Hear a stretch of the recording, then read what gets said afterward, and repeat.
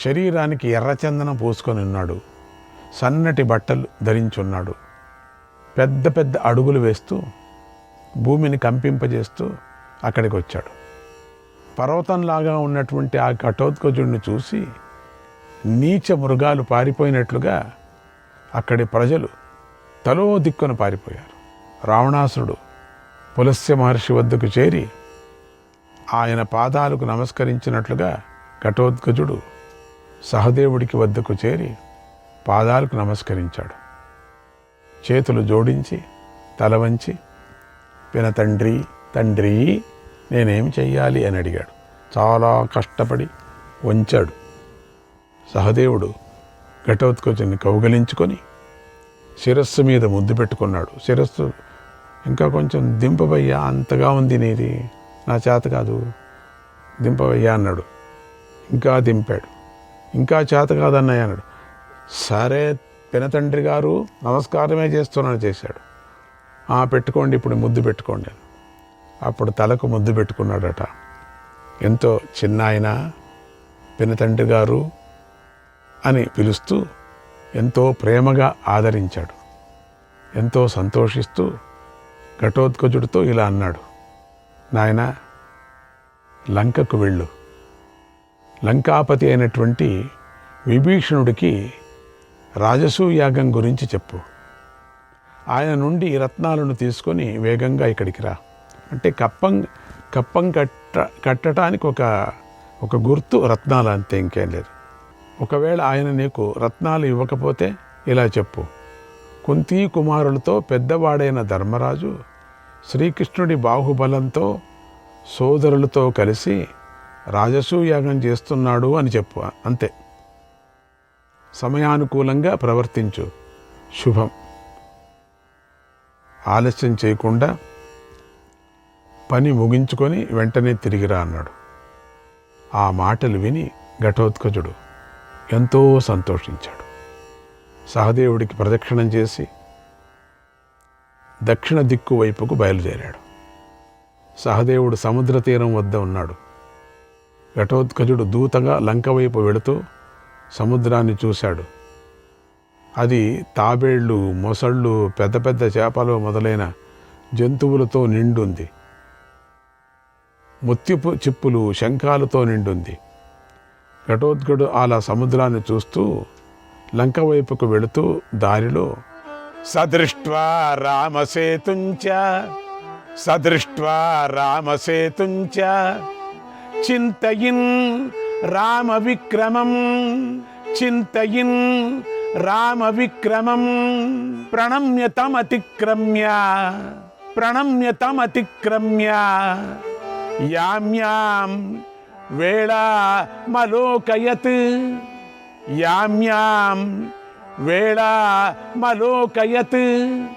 శ్రీరామచంద్రుడి చేత నిర్మించబడిన వారిధిని చూసి నమస్కారం చేశాడు. శ్రీరాముడి పరాక్రమాన్ని తలుచుకున్నాడు. సేతువును దాటి దక్షిణ దిక్కువైపు దృష్టి నిలిపాడు. సముద్రపు ఒడ్డును చేరి లంకను చూశాడు. అది స్వర్గంలాగా ప్రకాశిస్తూ ఉంది. దానికి 4 వైపులా ప్రాకారాలున్నాయి. అది మంగళకరమైన ద్వారాలతో వెలిగిపోతుంది. లంకంతా వేల కొద్దీ తెల్లని ఎర్రని మేడలతో నిండి ఉంది. ఇప్పుడంతా ఆ లంకా పట్టణం సాత్వికమైన విష్ణు భక్తులు నిండినటువంటి రాక్షసులు ఉన్నారు అందరూ. అప్పుడు అట్లా ఉంది, ఇప్పుడు ఇట్లా ఉంది. విష్ణువును సంహారం చేయాలని వాళ్ళు అప్పుడు అట్లా ఉన్నారు రావణాసురునప్పుడు. ఇప్పుడు విష్ణు భక్తులు నిండిన భక్తులు నిండిపోయారంట. లంకావాసులు కిటికీలకు కూడా బంగారాన్ని తాపడం చేశారు. అంటే అంత బంగారం అని ఎందుకు చెప్తున్నారు ఇక్కడ అంటే, అలంకారంగా ఉండేటువంటిది బంగారం ఒకటే కదా. వాటికి ముత్యాల వలలు వ్రేలాడదీశారు. అలా అక్కడి గవాక్షాలు బంగారము, వెండి, ఏనుగు దంతాలతో అలంకరించబడి ఉన్నాయి. మేడలు, గోపురాలతో లంక శోభాయమానంగా ఉంది. అక్కడ భవనాలకు బంగారు ద్వారాలు ఉన్నాయి. అక్కడ దివ్య దుందుబులు మ్రోగుతూ ఉంటాయి.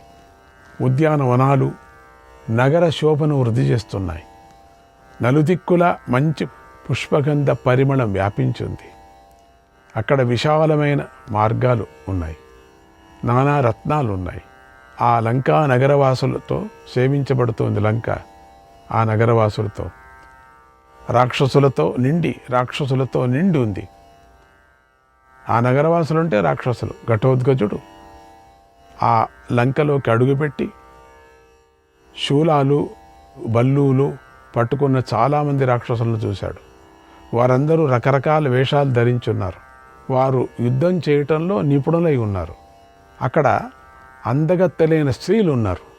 వారు వస్త్రాలు ఆభరణాలు దివ్యహారాలతో శోభిస్తూ ఉన్నారు. మత్తు పానయాన్ని త్రాగి ఉన్నారు. లంకలోకి అడుగుపెట్టినటువంటి ఘటోత్కచుడిని చూసి ఎంతో ఆనందించారు, ఎంతో ఆశ్చర్యపోయారు కూడా. ఏది కొత్తవాడు వచ్చాడే అని చెప్పేసి. అంతవరకు అటువంటి రాక్షసుని వాళ్ళు చూడలేదు. కొత్తగా ఉన్నాడు వీడు. ఘటోత్కచుడు విభీషణుడి గృహానికి చేరి అక్కడి ద్వారపాలకుడితో ఇలా అన్నాడు: అయ్యా, కురుకులంలో శ్రేష్ఠుడు, బలశాలి, బలవంతుడు అయినవాడు పాండురాజు. అతడి పుత్రుల్లో చిన్నవాడు సహదేవుడు. అతడు గొప్ప కీర్తి గలవాడు. అతడు శ్రీకృష్ణుల వారి మిత్రుడు. తన అన్నగారైనటువంటి ధర్మరాజు గారు చేస్తున్న యాగానికి జైత్రయాత్ర చేస్తున్నాడు. కప్పం కోసమని నన్ను మీ వద్దకు దూతగా పంపించాడు. కనుక నాకు మీ రాజైన విభీషణుని దర్శించాలని ఉంది. శీఘ్రంగా వెళ్ళి చెప్పు అన్నాడు. ద్వారపాలకుడు అలాగానని విభీషణుడికి వద్దకు వెళ్ళి చెప్పాడు. విభీషణుడు వెంటనే ఆ దూతను తన వద్దకు తీసుకొని రమ్మని చెప్పాడు. ద్వారపాలకుడు త్వరగా వచ్చి మహారాజుల వారు రమ్మంటున్నారు అని చెప్పి దారి చూపించాడు. ఘటోత్కచుడు విభీషణుడి మందిరాన్ని చూసి లోపలికి అడుగుపెట్టాడు. అది కైలాస పర్వతంలాగా ఉంది. అది అతి పెద్ద భవనం. దానికి 4 వైపులా ప్రాకారాలున్నాయి. 4 వైపులా గోపురాలున్నాయి. లోపల మేడలున్నాయి. ఎన్నో భవనాలున్నాయి. ఆ భవనాలన్నీ అనేక రత్నాలతో పొదగబడి ఉన్నాయి. అక్కడి స్తంభాలపై బంగారం, వెండి, స్ఫటికాలు, వజ్రాలు, వైడూర్యాలు పొదగబడి ఉన్నాయి.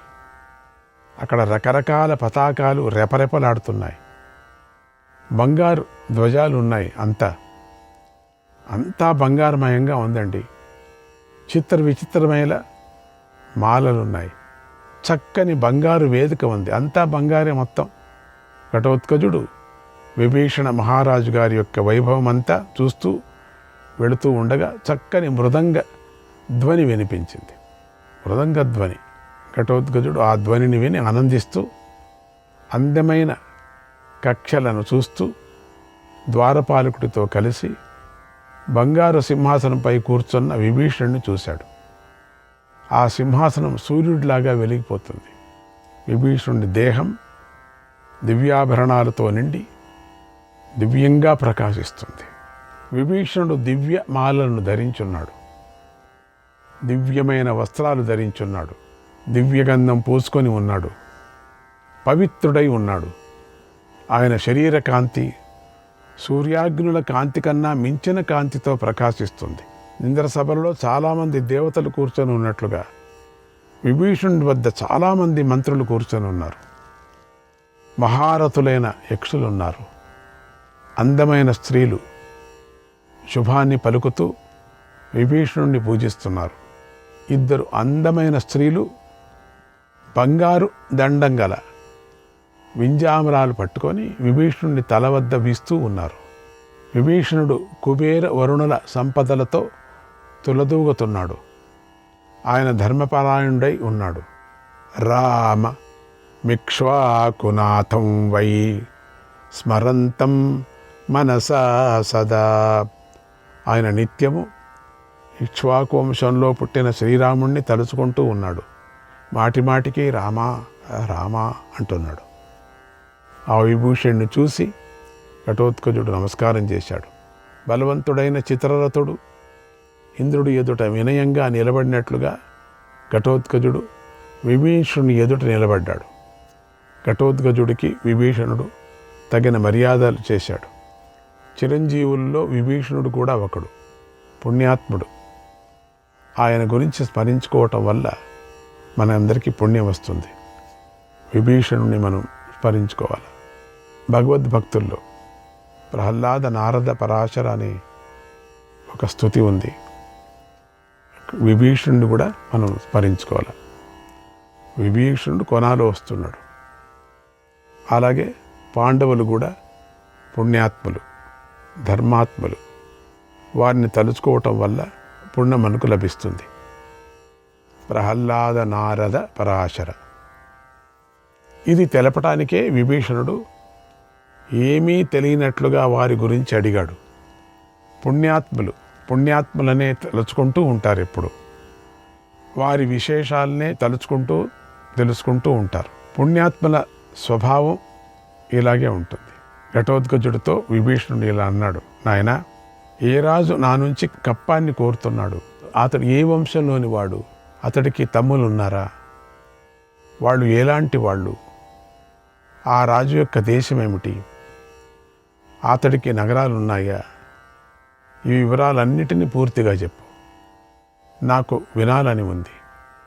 నేను అడిగిన ప్రశ్నలన్నిటికీ విడివిడిగానే సమాధానాలు చెప్పు అని అడిగాడు. ఘటోత్కచుడు విభీషణుడికి నమస్కారం చేసి ఇలా చెప్పాడు, మహారాజా, చంద్రవంశంలో పాండుడు అనే మహారాజు ఉన్నాడు. అతడికి ఇంద్రుడి వంటి పరాక్రమం గల 5 పుత్రులు ఉన్నారు. వారిలో పెద్దవాడు ధర్మపుత్రుడు అనే పేరుతో కీర్తిని పొందాడు. అజాత శత్రుధర్మాత్మా ధర్మో విగ్రహవానివ. అజాత శత్రు. అతడికి ఎవ్వరితోనూ శత్రుత్వం లేదు, అజాత శత్రు. అందుచేత లోకులు అతడిని అజాత శత్రువు అని పిలుస్తారు. ధర్మజ్ఞుడు. అతడు మనస్సుతో ఎప్పుడూ ధర్మమే నిండి ఉంటుంది. అతడు తండ్రి నుంచి రాజ్యాన్ని పొంది పాలిస్తున్నాడు. అతడి రాజధాని హస్తినాపురం. అది గంగా నదికి దక్షిణ తీరంలో ఉంది. దాన్ని ధృతరాష్ట్రుడికి ఇచ్చి తాను సోదరులతో కలిసి ఇంద్రప్రస్థానికి వెళ్ళి నివసిస్తున్నాడు. అక్కడ వారు ఆనందంగా ఉన్నారు. హస్తినాపురం, ఇంద్రప్రస్థం అనే ఆ 2 నగరాలు గంగా, యమునా నదుల మధ్యలో ఉన్నాయి. ధర్మరాజు ధర్మపారాయణుడు, ధర్మాత్ముడు. ఇతడు ఇంద్రప్రస్థంలో ఉండి పాలిస్తున్నాడు. అతడు తమ్ముడు భీముడు. అతడు సింహం వంటి పరాక్రమం గలవాడు, బాహుబలం గలవాడు, బలవంతుడు, 1000 ఏనుగుల బలం కలవాడు. అతడి తరువాత సోదరుడి పేరు అర్జునుడు. అతడు గొప్ప బలపరాక్రమం గలవాడు, అందగాడు, ధైర్యవంతుడు. అతడి పరాక్రమం ప్రపంచంలో ప్రసిద్ధికెక్కింది. అతడు పరాక్రమంలో కార్తవీర్యుడు బలంలో సగరపుత్రులతో సమానంగా ఉన్నాడు. అస్త్రవిద్యలో పరశురాముడి వంటివాడు, యుద్ధంలో రాముడి వంటివాడు, అందంలో ఇంద్రుడి వంటివాడు, తేజస్సులో సూర్యుడి వంటివాడు. దేవతలు కానీ, దానవులు కానీ, గంధర్వులు కానీ, పిశాచాలు కానీ, సర్పాలు కానీ, రాక్షసులు కానీ, మనుషులు కానీ, లేదా వీరందరూ కలిసి కానీ యుద్ధానికి వచ్చిన అర్జునుడిని ఓడించలేరు. అతడు ఖాండవ వనాన్ని అగ్నికి ఆహుతి చేశాడు. ఆ సమయంలో దేవతలతో సహా ఇంద్రుణ్ణి ఓడించి అగ్నిదేవుడికి సంతోషం కలిగించాడు. దివ్యాస్త్రాలను పొందాడు. కృష్ణుడి చెల్లెలిని దేవతలు కూడా పొందలేరు. అటువంటి ఆమెను అర్జునుడు భార్యగా పొందాడు. అతడి తమ్ముడి పేరు నకులుడు. అతడు అపరమన్మథుడు. అతడి తమ్ముడు సహదేవుడు. అతడు గొప్ప తేజస్సు కలవాడు. అతడే నన్ను దూతగా మీ వద్దకు పంపించాడు. ఇక నన్ను అంటారా? అహం ఘటోత్కచో నామ భీమసేన సుతో బలి మమ మాతా మహాభాగ హిడింబ నామ రాక్షసి. నా పేరు ఘటోత్కచుడు. నేను బలవంతుడైన భీముడి కుమారుణ్ణి. నా తల్లి పూజ్యరాలైనటువంటి హిడంబి అనేటువంటి రాక్షసి. నేను పాండవులకు మేలు చేయాలని ఇక్కడికి వచ్చాను. మహారాజైన ధర్మరాజు ఈ భూమండలానికి సామ్రాట్ అయ్యాడు. ఆయన యజ్ఞాలలో శ్రేష్టమైన రాజసూయాన్ని చేయాలని సంకల్పించాడు. రాజుల వద్ద నుంచి కప్పం తీసుకొని రమ్మని ఆయన తన సోదరులను అన్ని దిక్కులకు పంపించాడు. ధర్మరాజు ఈ ఆదేశాన్ని శ్రీకృష్ణుడితో కలిసి నిర్ణయించాడు. ఆ ఆజ్ఞ ప్రకారం అర్జునుడు ఉత్తర దిక్కుకు వెళ్ళాడు. 1,00,000 యోజనాలు ప్రయాణం చేసి రాజులందరినీ గెలిచాడు. స్వర్గద్వారాన్ని చేరాడు. అందరి వద్ద ఆయన రత్నాలను గ్రహించి వేగంగా తిరిగి వచ్చాడు. ధర్మరాజుకు రంగురంగుల గుర్రాలను కానుగ్గా ఇచ్చాడు. రత్నరాసులను సమర్పించాడు. అలాగే భీముడు తూర్పు దిక్కును జయించి తాను తీసుకొని వచ్చినటువంటి కప్పాన్ని ధర్మరాజుకు అర్పించాడు. నకులుడు పడమర దిక్కు వైపుకు వెళ్ళాడు. సహదేవుడు ఈ దక్షిణ దిక్కులో అందరినీ జయించాడు. నన్ను మీ వద్దకు పంపి కప్పం తీసుకొని రమ్మన్నాడు. ఇది పాండవుల చరిత్ర. మీకు సంక్షిప్తంగా చెప్పాను. పావకం రాజసూయంచ భగవంతం హరిం ప్రభుం. మహారాజా విభీషణ, ధర్మరాజును పవిత్రమైన రాజసూయాగాన్ని దృష్టిలో పెట్టుకోండి. పూజ్యుడైన శ్రీకృష్ణ భగవానుని దృష్టిలో పెట్టుకొని ధర్మరాజు కప్పం కట్టండి అన్నాడు. ఈ మాటలు విని విభీషణుడు మంత్రులతో సహా ఎంతో సంతోషించాడు. సహదేవుడి ఆజ్ఞను ప్రేమతో స్వీకరించాడు. ఇది కాలం చేసిన నిర్ణయం అని భావించాడు. సహదేవుడికి ఏనుగు అంబారికి వీలైనటువంటి కంబళీలు ఇచ్చాడు. పరుపులు, బొంతలు ఇచ్చాడు. ఏనుగు దంతాలతోనూ బంగారంతోనూ చేసిన పాన్పులు ఇచ్చాడు. మణులు ఇచ్చాడు. అనేక బంగారు వస్తువులను ఇచ్చాడు. అనేక విచిత్రాభరణాలు కూడా ఇచ్చాడు. విలువైనటువంటి వస్తువులు ఇచ్చాడు. విలువైన పగడాలు ఇచ్చాడు. రత్నాలు ఇచ్చాడు. బంగారు పాత్రలు, కలశాలు, ఘటాలు ఇచ్చాడు. యజ్ఞానికి కావలసిన పదార్థాలు, గుండిగలు, జలపాత్రలు కానుకలుగా ఇచ్చాడు. మంచి బొమ్మలు ఉన్నటువంటి వెండి పాత్రలను ఎన్నో ఇచ్చాడు. మణులు, ముత్యాలు ఇచ్చాడు. బంగారం పొదిగిన శస్త్రాలను ఇచ్చాడు. యజ్ఞ తోరణాలకు వీలైనటువంటి 14 తాళాలను కూడా ఇచ్చాడు. మణులు అలంకరించిన బంగారు పల్లకిలను ఇచ్చాడు. విలువైన కిరీటాలను ఇచ్చాడు. శ్రీకృష్ణాయ పరమాత్మనే నమః.